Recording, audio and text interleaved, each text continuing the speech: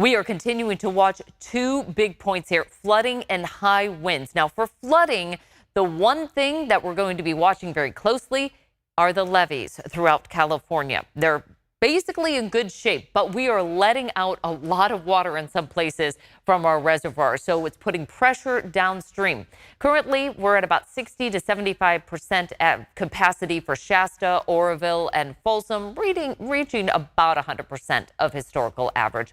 New Melones, Don Pedro, San Luis at about 50 to 85% of capacity. The one key thing is in the Central Valley, once we start letting water out, in some places, we just don't have a whole lot of space for that water to move through. So that can put pressure on levees. Any that are vulnerable or need some work done, well, those are going to have some pressure and could actually fail. And that's why those levees have to be watched very closely.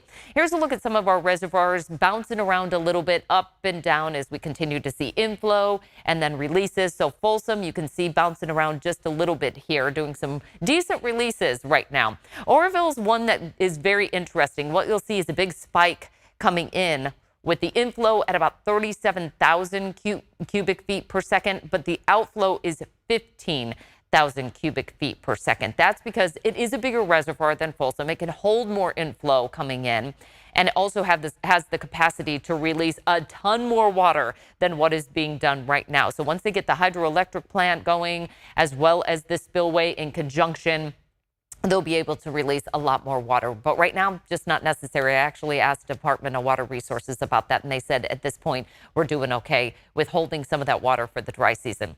You can see Shasta kind of up and down here with our reservoir releases and then the inflow, and that is our biggest reservoir and still has a lot of capacity for water to come in. This is what Oroville looks like. If you haven't seen the pictures, you can go to our YouTube page and also see just the outflow coming in and just the rush of water that comes in from 15,000 cubic feet per second being released. And that's making room for runoff and flood protection. We have certain manuals that are in place that say at this point you have to release this much water. And so really it's just a guidance base that is set up by the U.S. Army Corps of Engineers. Now, this is not expected to be a 1997 event when we saw catastrophic flooding. However, the Flood Operations Center is saying that levees need to be watched. Some of them are more vulnerable, and with this amount of water coming down the hill, being released from the reservoirs, again, have to be watched, and that puts us into that third key point, sign up for alerts. Your county alert system is the way to be aware, be prepared, and take action. Be prepared with a to-go bag and an evacuation plan for your family or friends, neighbors. Make sure everybody knows what's up with our weather forecast and take action if necessary, but really to stay up to speed on all the developing weather changes. Now, the Central Valley is set up in a very unique way.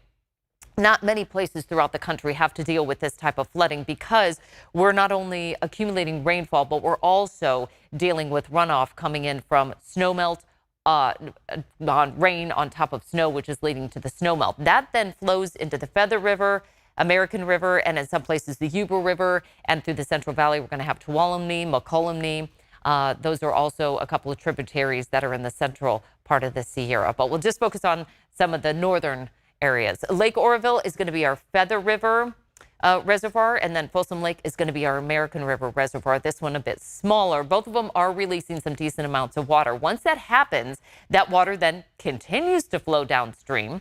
The Feather will connect to the Sacramento River. The Sacramento headwater is going to be Shasta Lake, which isn't actually releasing too much right now.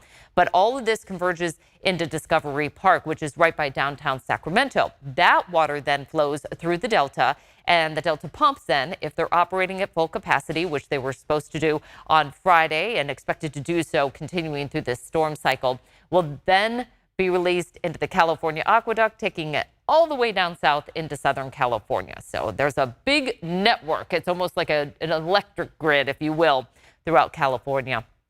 Now, the Sacramento River is really interesting, and the reason why it's set up a little differently and has a bit more space for that water to come through is a series of weirs that are on the Sacramento River. What that basically is they're just gates that are set up. Water will flow over them. They go into spaces that are beneficial. And once it gets to the Sacramento Weir, that one manually has to be opened. Once The measurements at the I Street Bridge on the Sacramento River reach a certain point. Now, the crest is expected to happen tomorrow late in the day, early Wednesday, at about 28.7 feet. But the gates won't open until that gauge reaches 29.87 feet. So right now it is not expected to open. The other part of this equation is all the monitoring stations that we're watching throughout our rivers in California. 14 expected to be above flood stage. So we'll go back to some of these monitoring stations. You can see at Michigan Bar expected to reach that flood stage by Wednesday afternoon. When we look at McConnell, that too is expected to continue to rise until Wednesday afternoon, reaching its crest.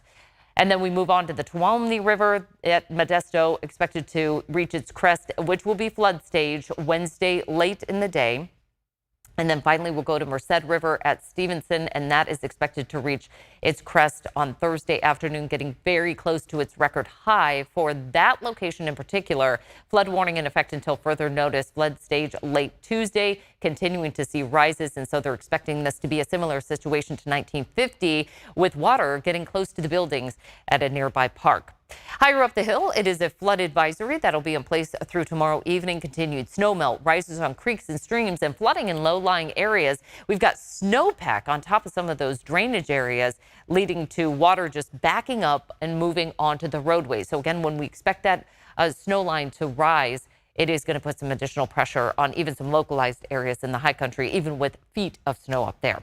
And our flood watch, that'll continue throughout the valley, over towards the coast and the foothills until Wednesday morning. Excessive runoff, flooded roads, rises on rivers, creeks, and streams. Now, this is a really interesting and key point to make note of. We not only focus on Northern California, but everybody that is dealing with these atmospheric rivers coming through. We have a moderate risk of seeing excessive rainfall along the northwest coast, parts of the foothills, Monday night into Tuesday. But once we expand that into our Wednesday forecast, we've got a high risk of excessive rainfall along the central coast. Now, keep in mind, some of these areas are already dealing with flooding, and also through the central and southern Sierra.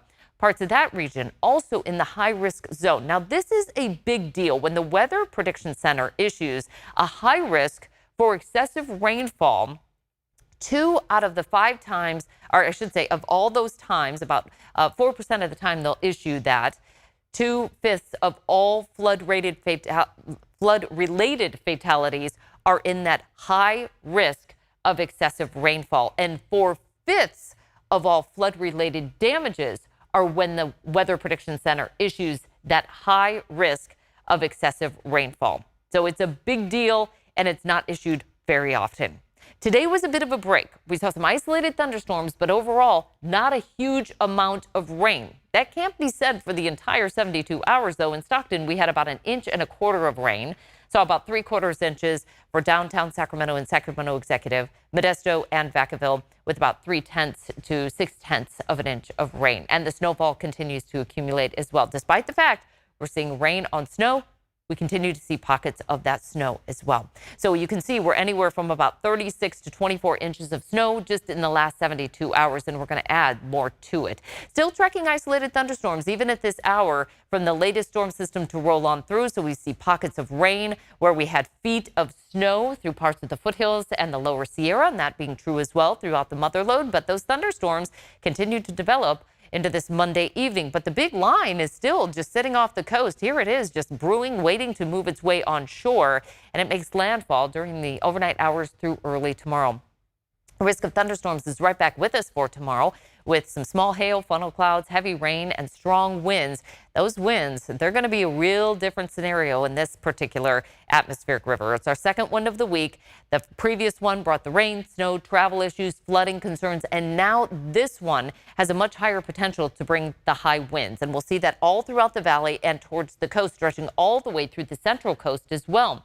High wind warning going into effect for the Bay Area starting up on Monday at 11 p.m. That'll take us all the way through Wednesday morning, and above 1,000 feet, we're expecting those gusts to reach potentially 70 miles per hour. For the valley, that'll start up early Tuesday at 5 a.m., last through the day until 11, with wind gusts up to about 45 to 60 miles per hour. So again, this is going to be one to watch. As we see those winds starting to ramp up here really starting to pick up speed during the morning commute. Wind gusts close to 40 miles per hour. Then we go into the noontime hour. Wind gusts are closer to about 45 to almost 50 miles per hour. And again, in some very isolated pockets, we'll get those gusts up to 60 miles per hour. In the Sierra, gusts will be close to 80 and in some places 100 miles per hour before we finally see them back off. So with the gusty winds and again, high intensity rain and snow, we've got an avalanche watch in effect Tuesday morning through Wednesday morning. Large slides possible. Could have some avalanche holds on the roadways as well. Winter storm warning in effect until 5 p.m. on Wednesday. We'll have 1 to 5 feet of new snow. Major travel impacts. Have an emergency kit ready if you're traveling into the high country. Monday night, we have that snow line below the passes. By Tuesday morning, it jumps above the passes. That's going to elevate our flood risk. And then it starts to come down again by Wednesday night into, or I should say Tuesday night into Wednesday morning. That's when we'll start to see some of those runoff issues alleviated or at least minimized from the rain on top of snow. We still have that big plume of moisture coming in off the Pacific, another one that's brewing out there.